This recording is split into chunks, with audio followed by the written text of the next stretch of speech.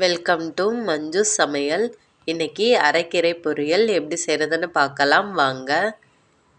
ஒரு பாத்திரத்தில் கொஞ்சமாக எண்ணெய் சேர்த்துக்கலாம். எண்ணெய் சூடானதோ கொஞ்சமாக கடுகு பொரிஞ்சதோ கொஞ்சமாக கருவேப்பிலை, ஒரு பெரிய வெங்காயம் சின்னதாக கட் பண்ணி சேர்த்துக்கோங்க.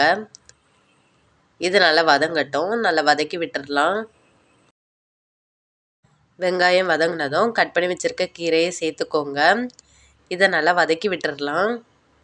அடுப்பை மீடியம் ஃப்ளேமில் வச்சுட்டு வதக்கிக்கோங்க. தண்ணி எதுவுமே சேர்க்க வேண்டியதில்லை. ஒரு மிக்ஸி ஜாரில் கொஞ்சமாக தேங்காய் துருவல் எடுத்துக்கலாம். இதோட கொஞ்சமாக மஞ்சள் தூள், கொஞ்சமாக ஜீரகம் சேர்த்து கொரகொரப்பாக அரைச்சி எடுத்துக்கோங்க. இது அப்படியே இருக்கட்டும். இப்போது கீரை நல்லா வதங்கிடுச்சு. இதோட கொஞ்சமாக மிளகாய் தூள் சேர்த்துக்கோங்க. இதை நல்லா வதக்கி விட்டுடலாம். இதோட நம்ம அரைச்சி வச்சுருக்க தேங்காயை சேர்த்துக்கோங்க. தேவையான அளவு உப்பு சேர்த்துக்கோங்க.